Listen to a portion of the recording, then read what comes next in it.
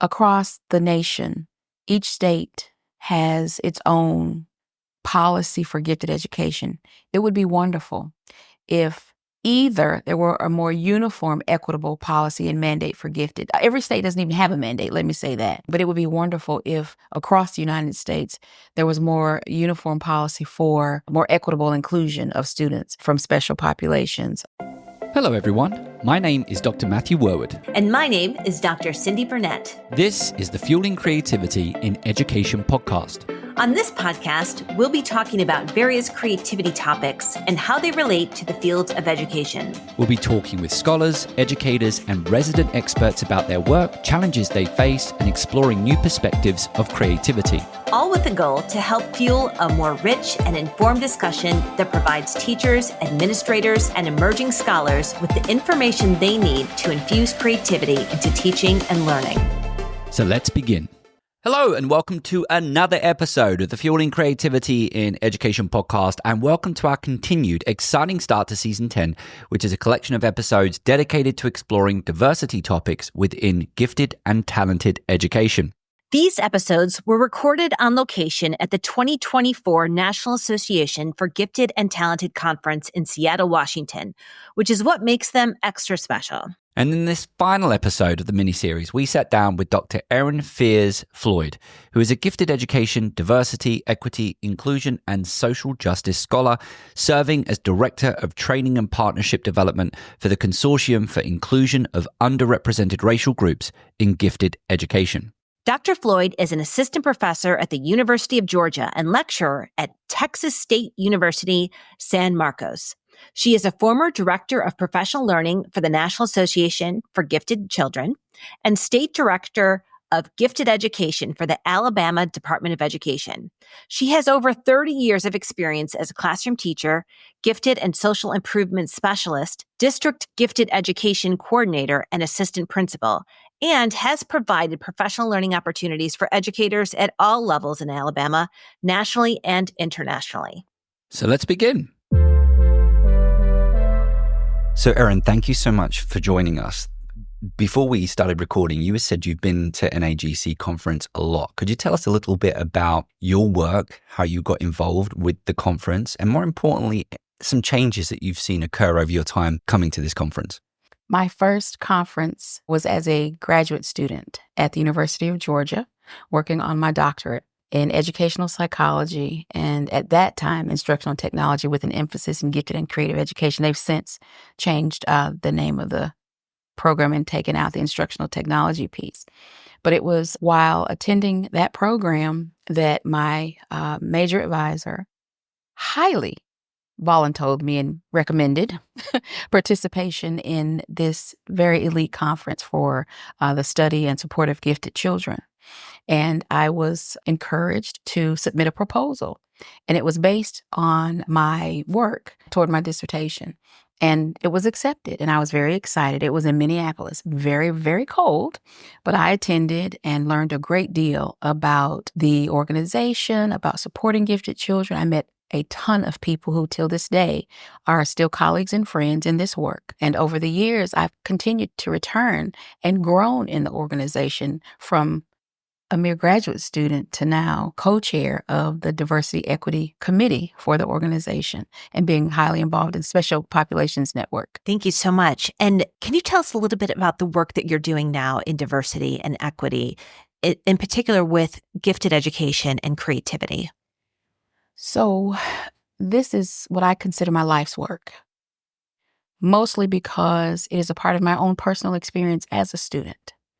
And then as, I would say, doing the work, as an educator, I have roots in a very rural space in Alabama. I'm from Alabama. And in that space, there's a very rich history with the Tuskegee Airmen, with Tuskegee Institute, then, now university. So many researchers and important traditions there that even as a classroom teacher, there were students who were unaware of the rich culture and history right there where they lived. So part of my goal as a first-year gifted specialist was to ensure that they knew where they came from. They knew the rich history that they lived in, the grounds they walked. They needed to know the people who led the way for them. So that was a part of the curriculum, if you will, for my first year as a gifted specialist. And then even moving into other roles as the state coordinator for gifted education for the state of Alabama, it became increasingly clear that there were teachers who were not quite aware of how to best find gifted children, especially students of color and those who were from underprivileged backgrounds. And they were underrepresented in, and remain today, underrepresented in gifted education programs. So my mission was to help the educators understand these groups of children better and identify them so that we could increase racial equity in the state of Alabama. And from that position, I became Director of Professional Learning for the National Association for Gifted Children, the very conference we're attending hosted by that organization.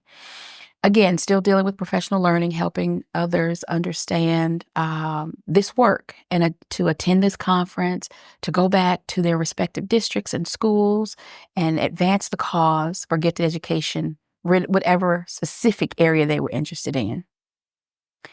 I continue to do research and write, publish on these topics and speak. I'm invited to universities or school districts to speak about diversity and equity and racial representation in gifted education and, of course, professional learning, which are all my passions.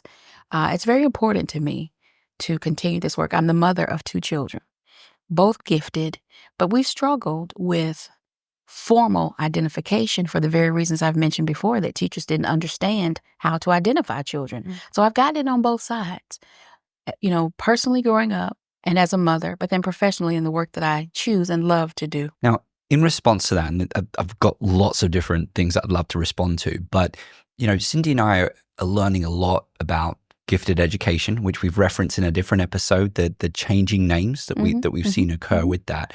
We have spoken a little bit about the challenges, the overall challenges with identification of gifted learners, but I specifically want to talk a little bit more about, okay, I understand the challenge of identifying gifted learners, but tell us a little bit more about the challenge when it comes to identifying gifted learners of students of color in particular. What are the barriers? And also, what progress, if any progress, have you experienced during your time in this field? Well, I'll tell you, the origins of gifted education were very separatist. The eugenics movement it promoted separation of children of color from white students. And gifted education was created to provide a different type of education for white students. It was as if the researchers believed that students of color were not intelligent, could not be labeled gifted. And one of the prominent scholars and researchers in this field is Dr. Martin D. Jenkins, for which the Special Populations Network has created the Jenkins Scholar Award for academically creative Black students, middle through high school. Each year, this award is given to these students who apply, and they're nominated by their teachers and families. They submit wonderful applications and portfolios, and they're selected and they're brought to NAGC and they receive the award, and they're able to participate in activities beyond NAGC. But because of Dr. Jenkins' work, clearly proving that eugenics was out of place, inequitable, and unfair, it shows that not understanding another group because they're different, because of culture or race or economics, or even experiences, does not preclude them from participation or being, worthy of participation in gifted education programs everywhere. Over the years, there has been increased emphasis and focus on being more inclusive. There are still districts and schools that struggle with this. But because of the eugenics movement and the idea that one intelligence score determines gifted eligibility, the challenge is looking at multiple criteria. The work of Dr. Mary Frazier, and even creativity with Dr. E. Paul Torrance is indicative of showing multiple layers of creativity and talent among children, especially students from backgrounds that haven't been studied or are misunderstood or even misrepresented. So it's important to help educators see the multivariate ways that students of color, students from minoritized backgrounds can be and should be further studied and included in special programs for gifted and talented students. Thank you for that response. So I'm curious, when you work with educators, how do you help them to identify gifted students or highly capable students, particularly in terms of equity and inclusion, to make sure that we're seeing everyone that needs to be seen? This is probably going to sound like a very atypical answer, but it is what happens.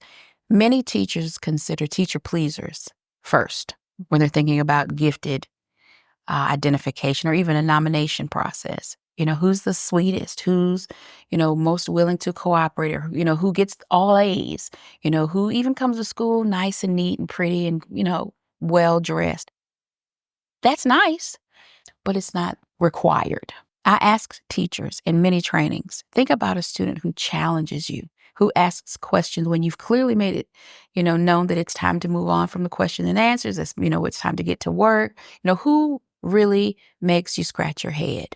Who gives you probably a hard time in terms of your day is not as smooth as it could go? Whose desk is messy? Who takes the pencil sharpener apart but puts it back together perfectly and it works better than it did before? These students that probably challenge teachers, that, make them go home a little bit more exhausted in the day, are ones that they might think about differently. Because even if they have a challenge in an academic area, maybe they're a great student in language arts, but they struggle in math, or vice versa, or they have a speech impediment. There are students who have learning challenges who are also gifted, but that is not how traditionally teachers have been taught to think about highly gifted and talented students.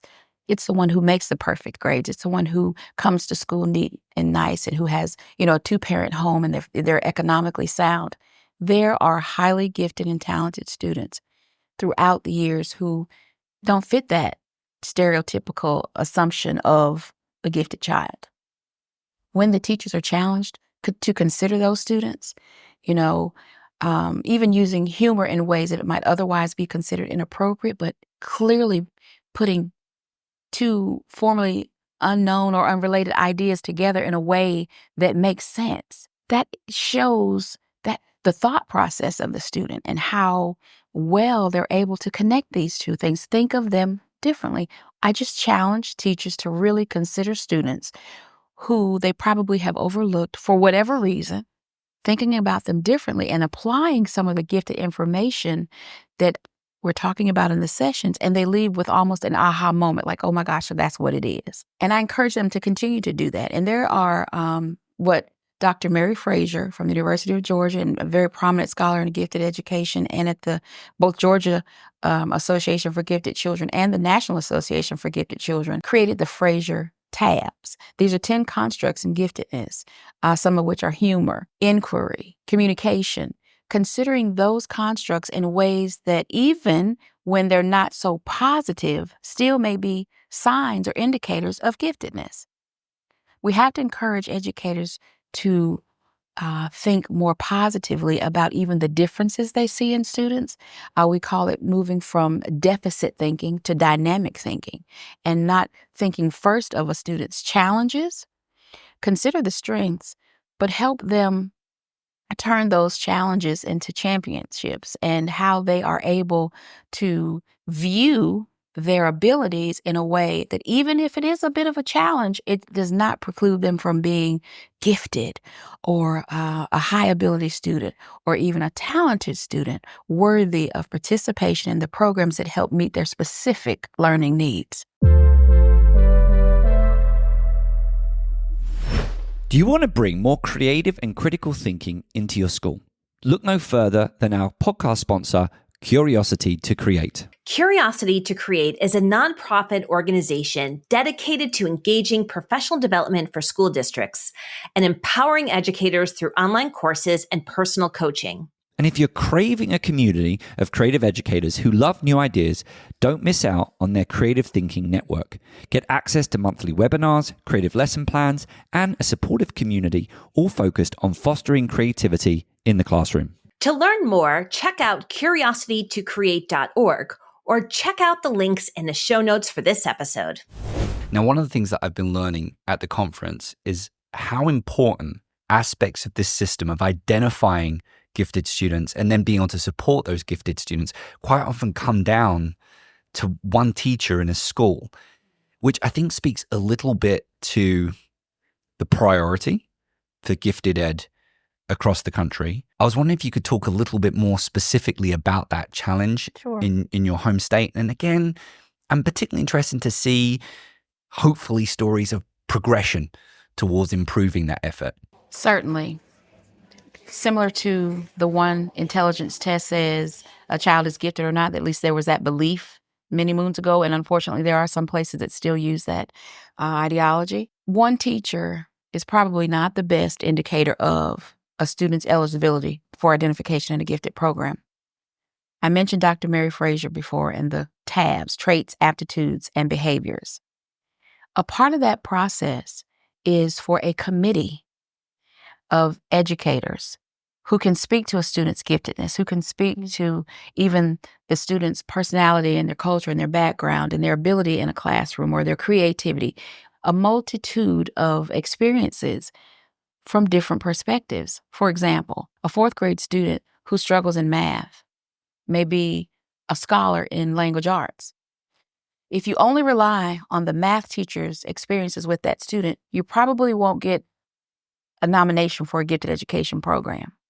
But if at the table you also bring the language arts teacher and her experiences and opinions of the same student who has had great success in the classroom, who's a leader, who's excelling, then the two of them can have a conversation. While there are three required, there may be the gifted education specialist, a counselor. It could be a custodian, because at some point during the day, any of these educators are experiencing the student at school and may see high signs of creativity or ability or even talent. So this committee of three are able to sit down and have a conversation where the positive and the successes and strengths and creativity of the student are considered. And it's not just from a deficit perspective. It's important to note that over time, conversations like those about students with more than one person, gives this student a chance, more so than just that one opinion.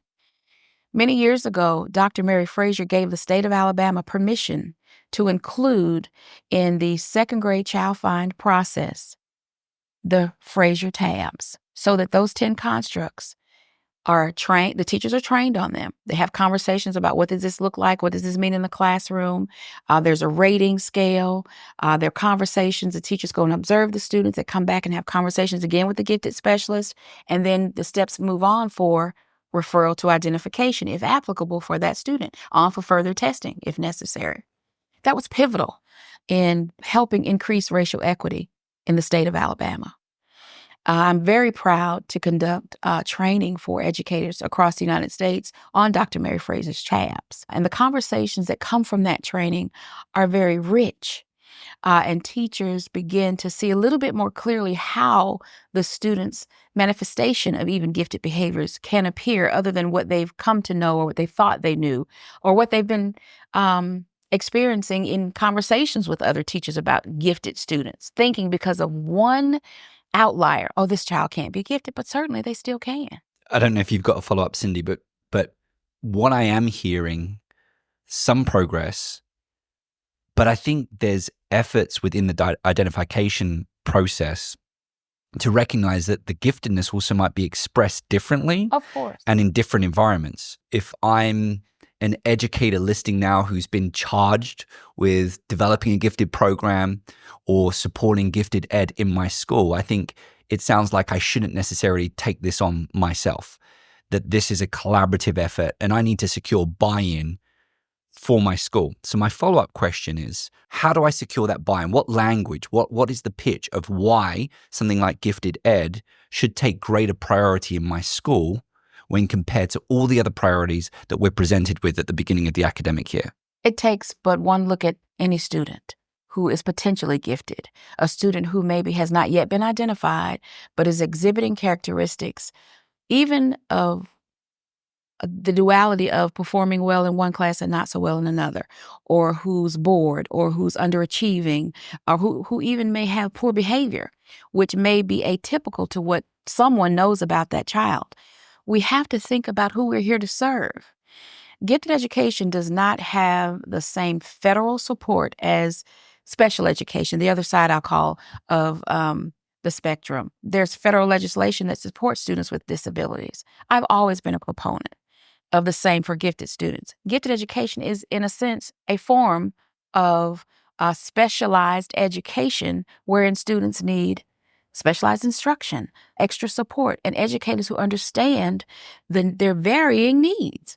So if in a school, and unfortunately, throughout the past few years, we've heard of programs, gifted programs that are in consideration of being dismantled, be it funding, lack of instructors for the program, or just the idea that it's separatist or elitist. When you look at gifted policy in a school or in a district, how are students being identified? Who's at the table to make decisions about who should be included in the referral to identification process? Are parents considered?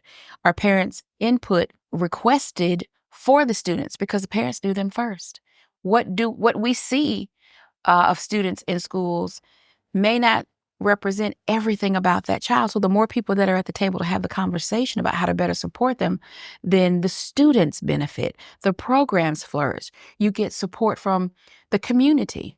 It takes a village, literally, even with support for gifted education, for us to be more successful in meeting the needs of the students from wherever they come, with whatever experiences they have and the support they need to thrive. So, Erin, you mentioned at the beginning of our interview that this is your mission and your life's purpose. So thank you for sharing that, and thank you for doing this important work. So I want you to imagine it's 3 to 5 years from now. It's maybe 2030. What do you wish to see in 2030? And how has the field moved forward in a positive way? I would love to see greater racial representation in gifted education at schools across the country. I think that while there have been improvements in the conversations and the work of, say, multiple criteria, considering more than just a single test score to identify a student, bringing in teachers of students, persons who know students to discuss their strengths along with their challenges, that there's still work to do. I think while there are districts who are showing greater interest in improving racial equity in their programs, if the federal government were to mandate gifted education similar to special education, which in some states gifted education falls under special education because gifted education requires specialized instruction for students who have specialized learning needs. If this were a federal mandate, we probably would have a lot more buy-in and support and active advocacy and results even for racial representation from all districts and states.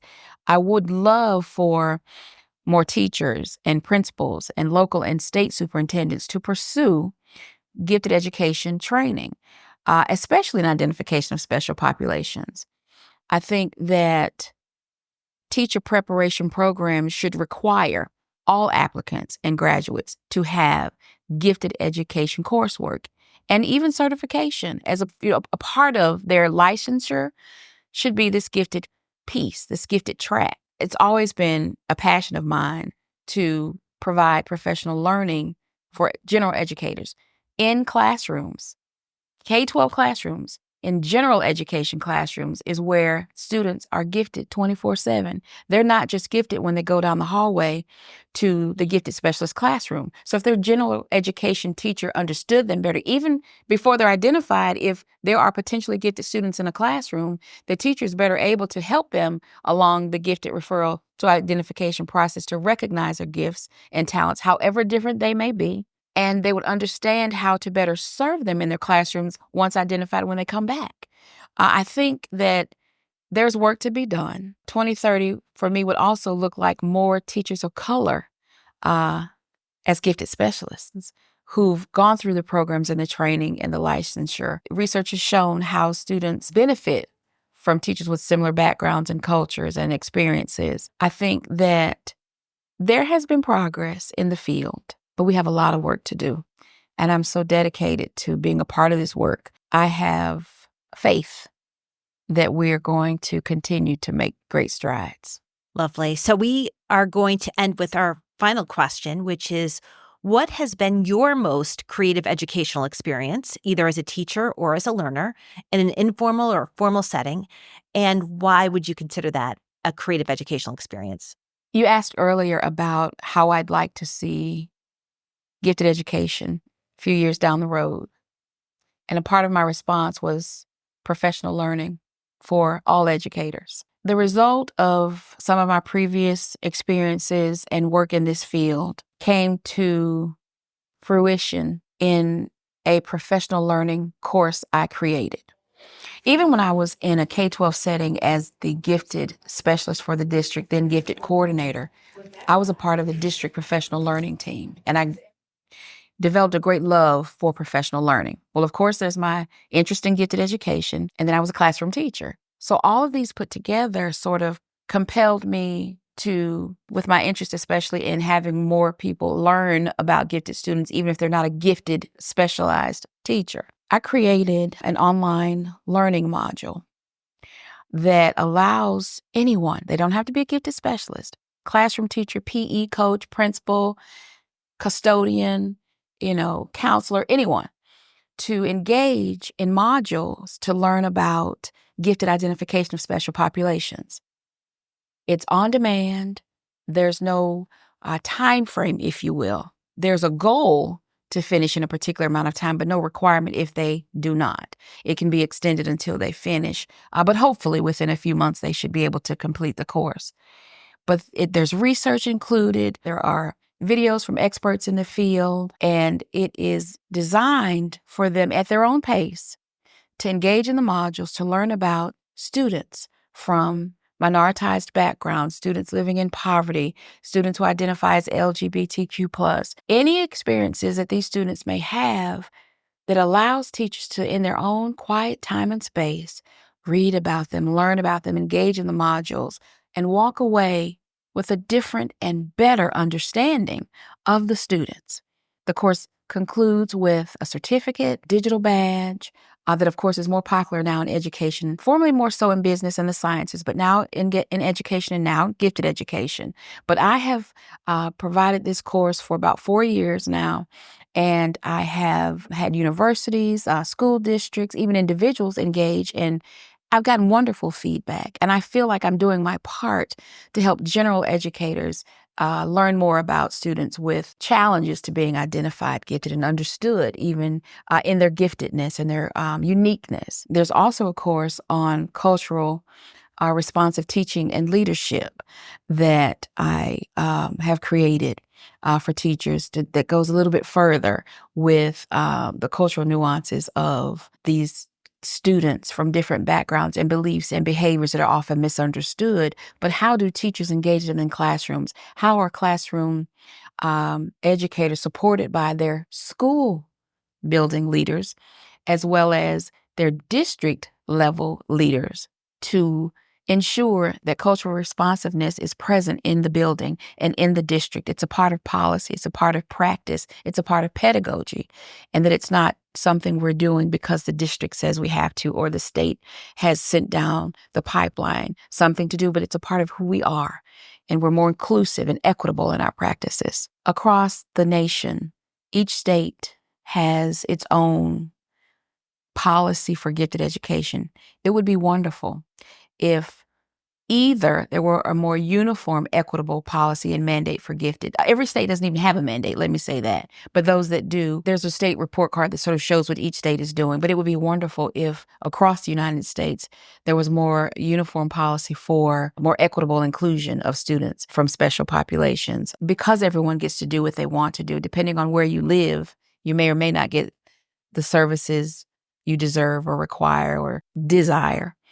But there needs to be a conversation about how each state is meeting the needs of gifted students. And beyond that conversation, some legislative advocacy, which NAGC is also involved with, that promotes more equitable representation and services for all students. So, Erinn, we've had some amazing conversations. I've learned so much about gifted ed, which I know is sometimes referred to as talented and giftedness, which I know in the state of Washington, we've learned about highly capable students as well.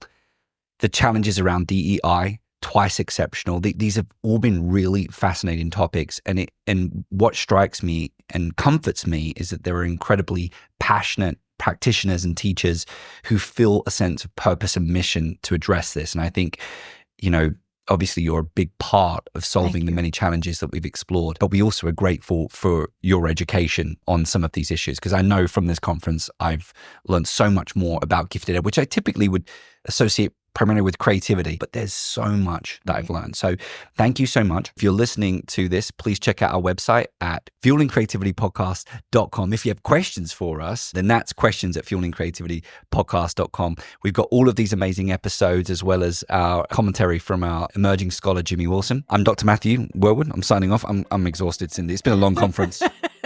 And I'm Dr. Cyndi Burnett. Thank you so much. Thank you.